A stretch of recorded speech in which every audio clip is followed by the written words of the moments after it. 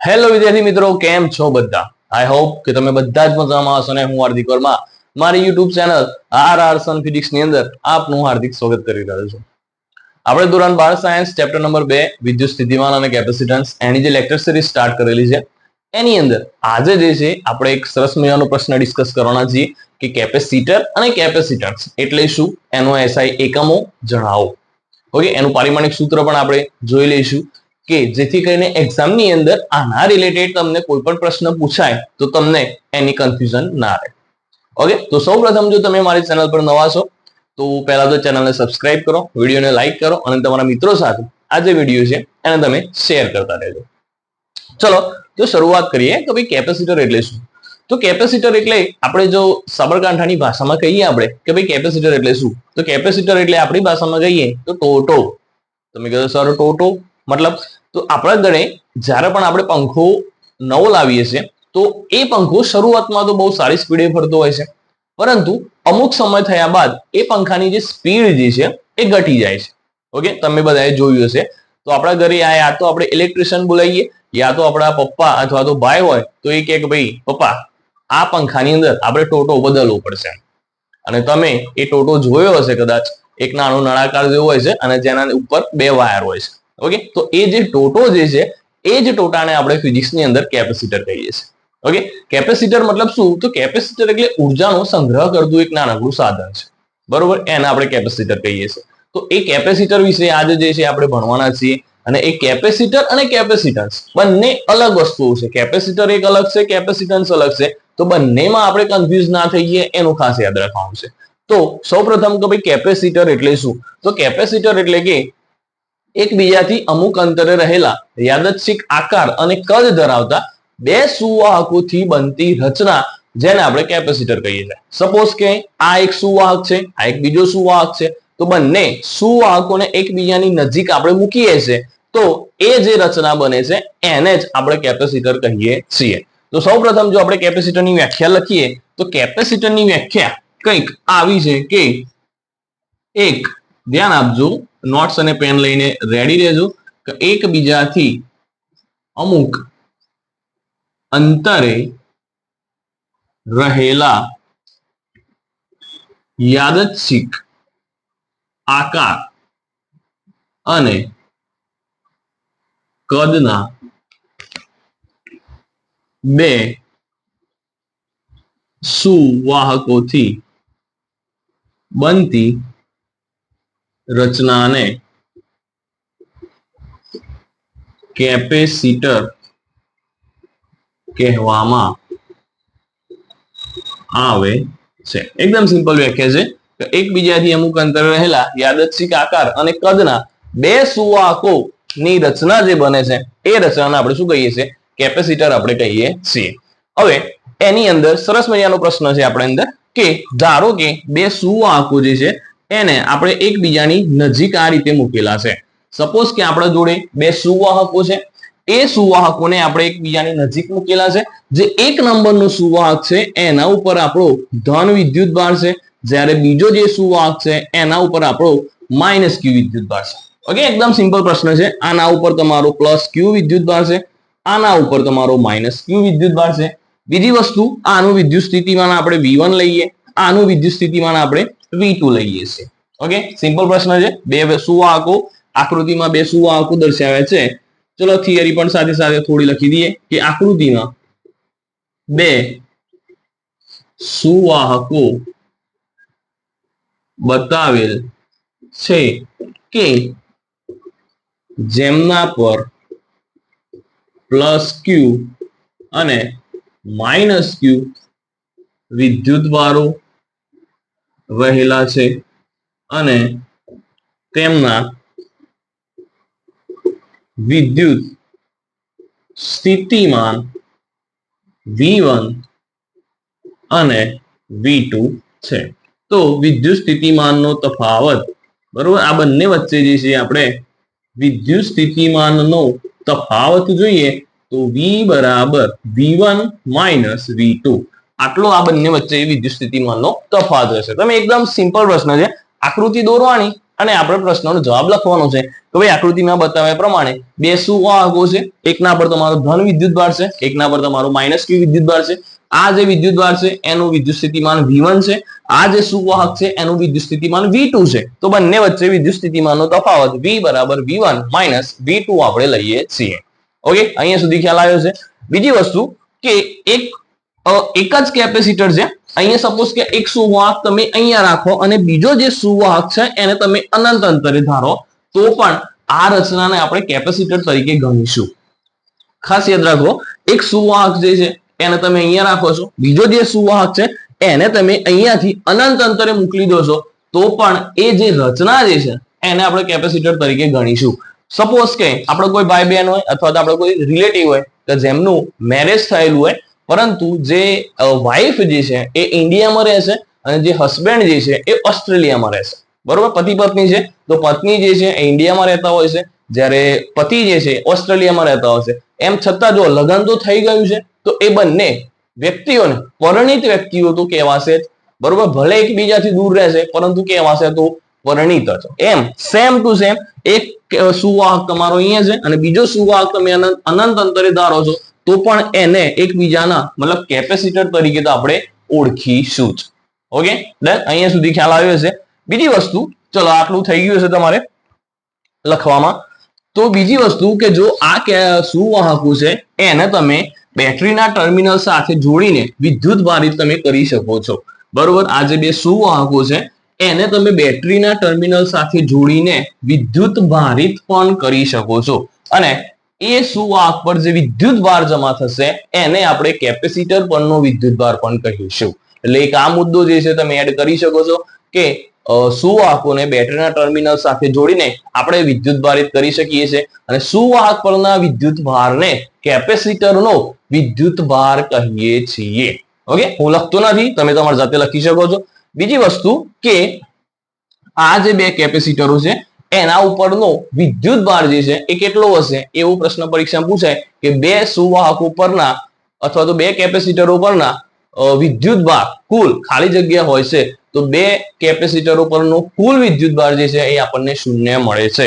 તો અહીં આપણે લખી શકીએ કે બે કેપેસિટર પરનો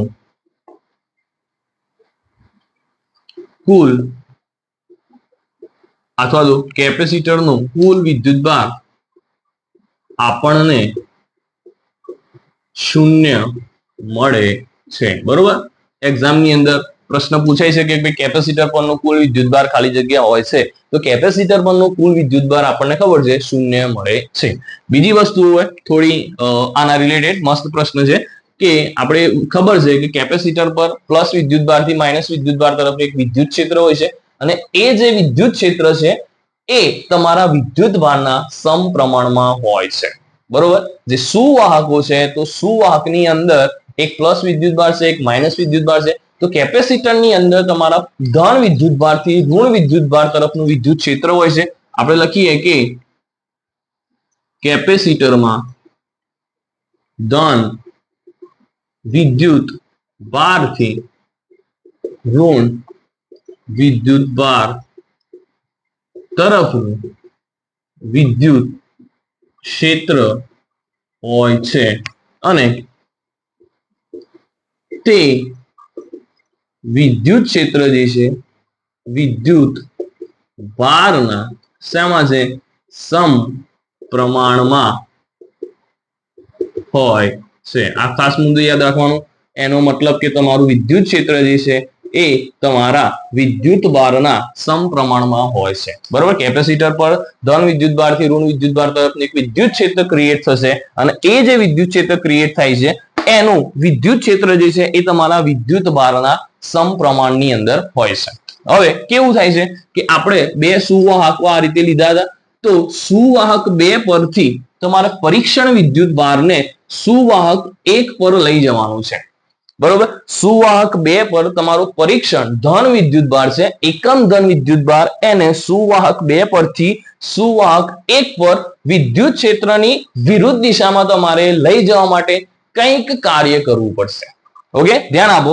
અહીંયા તમારું સુવાહક 2 છે, આના પર તમારું ગમે તે એક પરીક્ષણ વિદ્યુત ભાર છે તો એ પરીક્ષણ વિદ્યુત ભારને તમારે પકડીને સુવાહક 1 પર લઈ જવા માટે વિદ્યુત ક્ષેત્રની દિશા તમે જુઓ તો પ્લસ થી ક્યાં છે માઇનસ, જ્યારે તમે અહીંયાથી ક્યુ વિદ્યુત ભારને પકડીને ક્યાં લાવો છો તો માઇનસ થી પ્લસ લાવો છો, જ્યારે તમારી વિદ્યુત ક્ષેત્રની દિશા છે પ્લસ થી માઇનસ છે. તો તમારે વિદ્યુત ક્ષેત્રની વિરુદ્ધ દિશામાં જે પણ કાર્ય કરવું પડે છે એ કાર્ય જે છે એ તમારા વિદ્યુત સ્થિતિમાનના તફાવત જેટલું હોય છે. બરોબર, બહુ મસ્ત પ્રશ્ન છે. આ તમારે યાદ રાખવું પડશે, કારણ કે આની અંદર જે છે આ પ્રશ્ન તમને પૂછાઈ શકે છે એક્ઝામની અંદર, તો આપણને ખ્યાલ હોવો જોઈએ. તો લખો એની અંદર કે સુવાહક, અહીંયા લખીએ આપણે કે પરીક્ષણ વિદ્યુત ભારને સુવાહક 2 પરથી સુવાહક 1 પર એકમ ધન વિદ્યુત ભારને વિદ્યુત ક્ષેત્રની વિરુદ્ધ દિશામાં લઈ જવા કરવું પડતું કાર્ય જે છે એ વિદ્યુત સ્થિતિમાનના તફાવત જેટલું હોય છે. બરોબર, પરીક્ષણ વિદ્યુત ભાર છે એને સુવાહક 2 પરથી સુવાહક 1 પર લઈ જવા માટે વિદ્યુત ક્ષેત્રની વિરુદ્ધ દિશામાં જે કાર્ય કરીએ છીએ એ કાર્ય તમારા વિદ્યુત સ્થિતિમાનનો જે તફાવત છે એના જેટલું હોય છે. એનો મતલબ શું? એનો મતલબ એ થયો તમારું કે તમારું વિદ્યુત સ્થિતિમાન એ વિદ્યુત ભારના સમપ્રમાણમાં છે. કહેવાનો મતલબ કે તમારું વિદ્યુત સ્થિતિમાન જે છે એ તમારા વિદ્યુત ભારના સમપ્રમાણમાં છે. તો V proportional to Q, જ્યાં V અને Q એ બંને જે છે એનો ગુણોત્તર જે છે એ અચળ છે. તો અહીંયા લખીએ આપણે કે V અને Q નો ગુણોત્તર અચળ છે. તો હવે તમારી કેપેસિટન્સની વ્યાખ્યા, આ બંનેનો ગુણોત્તર અચળ છે તો આપણે આવું લખી શકીએ કે C બરાબર Q ભાગ્યા V. ઓકે, C બરાબર Q ભાગ્યા V. તો આ જે તમને C મળ્યું છે એ C જે છે એને તમારા કેપેસિટરનું કેપેસિટન્સ આપણે કહીશું કે C બરાબર વિદ્યુત ભાર ભાગ્યા વિદ્યુત સ્થિતિમાનનો તફાવત. તો આ જે મળ્યું તમને એને જ આપણે કેપેસિટરનું કેપેસિટન્સ કહીશું. ઓકે, અહીંયા સુધી ખ્યાલ આવ્યો હોય? અહીંયા શું છે કે ભાઈ વિદ્યુત સ્થિતિમાન જે છે એ વિદ્યુત ભારના સમપ્રમાણમાં છે. આ બંનેનો ગુણોત્તર જે છે એ અચળ છે. બરોબર, આ બંનેનો ગુણોત્તર જે છે એ અચળ છે, એટલા માટે અહીંયા C લખ્યું છે. તો C બરાબર Q ભાગ્યા V, જ્યાં C જે છે એ તમારા કેપેસિટરનું કેપેસિટન્સ છે. ઓકે, તો જોઈએ આપણે કે કેપેસિટન્સની વ્યાખ્યા શું થશે. તો જો હવે તો તમને ખ્યાલ આવવો જોઈએ કે કેપેસિટન્સ જે છે એની વ્યાખ્યા શું થશે. ચલો અહીંયા સુધી ડન હશે. તો આપણું સમીકરણ આપણને કંઈક આવું મળ્યું કે કેપેસિટરનું કેપેસિટન્સ C બરાબર Q ભાગ્યા V, જ્યાં Q જે છે એ તમારો વિદ્યુત ભાર છે અને V જે છે એ તમારા વિદ્યુત સ્થિતિમાનનો શું છે? તફાવત છે. તો આના ઉપરથી હું કેપેસિટરનું કેપેસિટન્સ એની વ્યાખ્યા બનાવું, લખું તો કેવી રીતે લખી શકાય? જુઓ, આપેલ સમાંતર પ્લેટ પરનો વિદ્યુત ભાર, જો આપેલ સમાંતર પ્લેટ પરનો વિદ્યુત ભાર અને વિદ્યુત સ્થિતિમાનના તફાવતના ગુણોત્તરને કેપેસિટરનું કેપેસિટન્સ કહે છે. ઓકે, એકદમ સિમ્પલ વ્યાખ્યા છે કે ભાઈ આપેલ સમાંતર પ્લેટ પરના વિદ્યુત ભાર અને વિદ્યુત સ્થિતિમાનના તફાવતના ગુણોત્તરને આપણે કેપેસિટરનું શું કહીએ છીએ? કેપેસિટન્સ કહીએ છીએ. બીજી વસ્તુ આની અંદર યાદ રાખવા જેવી છે કે કેપેસિટરનું કેપેસિટન્સ જે છે એ Q અને V બંનેથી કેવું છે? બંનેથી સ્વતંત્ર છે. બંનેથી સ્વતંત્ર છે. કહેવાનો મતલબ કે તમારા કેપેસિટરનું કેપેસિટન્સ જે છે એ ના તો તમારા વિદ્યુત ભાર પર આધાર રાખે છે કે ના તો તમારા વિદ્યુત સ્થિતિમાનના તફાવત ઉપર આધાર રાખે છે. એ જે છે કેપેસિટરનું કેપેસિટન્સ એ બંનેથી કેવું છે? સ્વતંત્ર છે. એક માર્ક્સનો એમસીક્યુ જે છે તમારા એક્ઝામની અંદર પૂછાઈ શકે કે કેપેસિટરનું કેપેસિટન્સ જે છે એ Q અને V બંને મતલબ કે કઈ વસ્તુ પર આધાર રાખે છે? તમને ઓપ્શનમાં આપેલો હોય Q, ઓપ્શન બી માં આપેલો હોય V, ઓપ્શન સી માં આપેલો હોય A અને B બંને, અને ઓપ્શન ડી ની અંદર તમને કીધેલું હોય કે એક પણ નહીં. તો કેપેસિટરનું કેપેસિટન્સ છે એ બંને ઉપર આધાર રાખતું નથી. તો કઈ કઈ વસ્તુઓ પર આધાર રાખે છે એ આપણે જોઈએ. ચલો પહેલા આટલું ડન થઈ જાય. ઓકે, ચલો ડન થઈ જાય.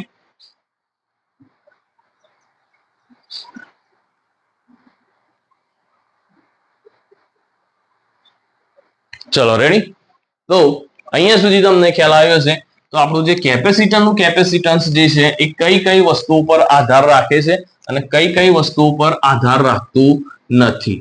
ઓકે, તો કેપેસિટરનું કેપેસિટન્સ જે છે એ આપણે જોઈએ તો કેપેસિટરનું કેપેસિટન્સ જે છે એ તમારા કેપેસિટરના આકાર, બરોબર, માપ અને બંને કેપેસિટરો વચ્ચેના અંતર પર આધાર રાખે છે. બરોબર, આકાર, માપ અને બંને કેપેસિટરો વચ્ચેના અંતર પર. બીજી વસ્તુ કે તમે બંને કેપેસિટર વચ્ચે જે ડાઇલેક્ટ્રિક જે છે એનો પ્રકાર કયો લીધો છે એક એના ઉપર આધાર રાખે છે. અને ત્રીજી વસ્તુ બે કેપેસિટરો વચ્ચે એકબીજાની હાજરી, બરોબર, એક અનંત અંતરે છે કે પછી તમે એકબીજાની નજીક લીધા છે એના ઉપર આધાર રાખે છે. તો ત્રણ વસ્તુ ઉપર આધાર રાખે છે. તમારો કેપેસિટરનો આકાર, માપ અને અંતર કેટલું છે એક એના પર આધાર રાખે છે. તમે બે કેપેસિટર વચ્ચે ડાઇલેક્ટ્રિકનો પ્રકાર કયો લીધો છે એક વસ્તુ એના ઉપર આધાર રાખશે. અને કઈ કઈ વસ્તુઓ પર આધાર રાખતું નથી. બરોબર, તમારા કેપેસિટરનું કેપેસિટન્સ જે છે એ કઈ કઈ વસ્તુઓ પર આધાર રાખતું નથી. તો પહેલી વસ્તુ છે એની અંદર કે બે સુવાહકોના દ્રવ્યના પ્રકાર ઉપર આધાર રાખતું નથી. સુવાહકોનું જે દ્રવ્ય તમે લીધું છે એના દ્રવ્યના પ્રકાર પર આધાર રાખતું નથી. અને બીજી વસ્તુ કે સુવાહકો પરના વિદ્યુત ભારના જથ્થા પર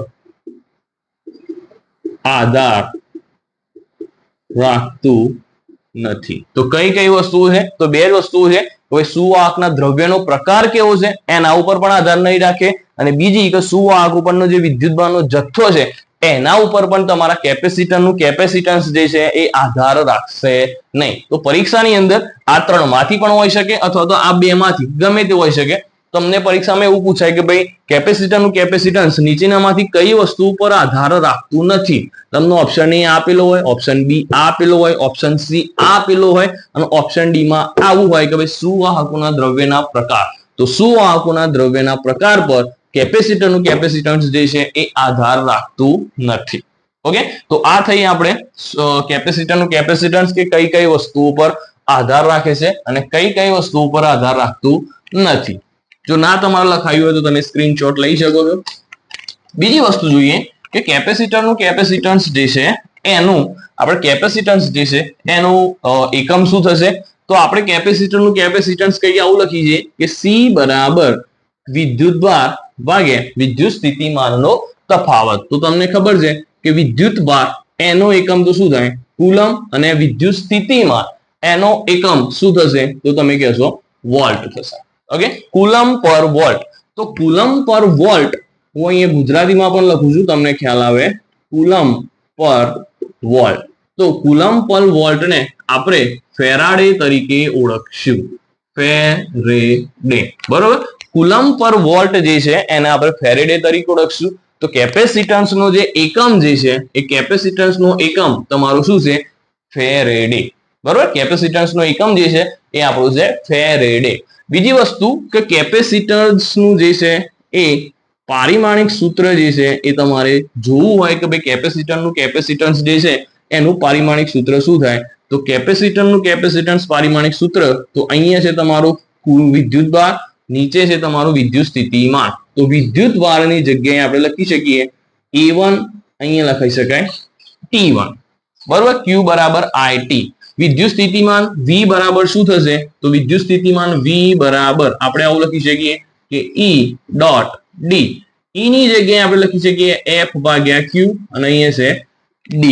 ઓકે, E વિદ્યુત ક્ષેત્ર મતલબ કે એકમ વિદ્યુત ભાર દીઠ લાગતું બળ. તો બળનું પારિમાણિક સૂત્ર M1 L1 T-2. અહીંયા છે તમારું અંતર એટલે એના માટે પણ L1 અને નીચે લખાશે A1 અને અહીંયા T1 લખાશે. ચલો સાદુરૂપ આપીએ તો અહીંયા લખાશે M1 L2 બરોબર, અહીંયા છે T-2 અને નીચે છે તમારું A1 અને અહીંયા T1 છે. તો વિદ્યુત સ્થિતિમાનનું પારિમાણિક સૂત્ર V બરાબર M1 પછી છે L2 T. આ -1 ઉપર જશે તો -3 અને A -1 થશે. તો વિદ્યુત સ્થિતિમાનનું પારિમાણિક સૂત્ર આપણે લખીએ તો M1 L2 T-3 અને અહીંયા લખાશે A -1 થશે.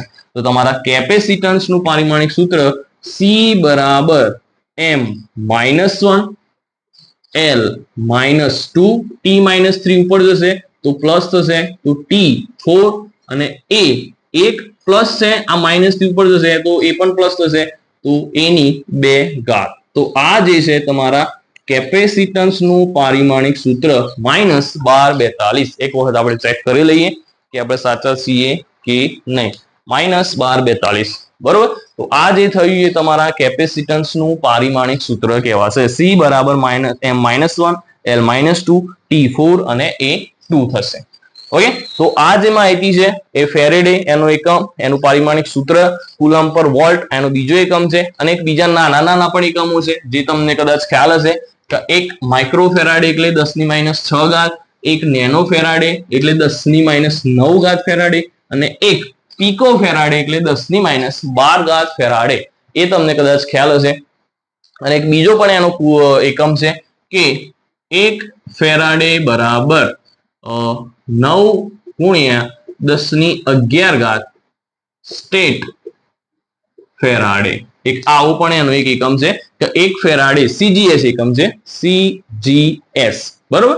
CGS એકમ છે કેપેસિટન્સ નું કે એક ફેરાડે બરાબર 9×10⁻11 ઘાત સ્ટેટ ફેરાડે બરોબર. અને બીજા જે એકમો છે તમને ખબર હશે કે એક માઇક્રો ફેરાડે બરાબર 10⁻6 ઘાત ફેરાડે, એક પીકો ફેરાડે એટલે 10⁻12 ઘાત ફેરાડે અને એક નેનો ફેરાડે બરાબર 10⁻9 ઘાત ફેરાડે.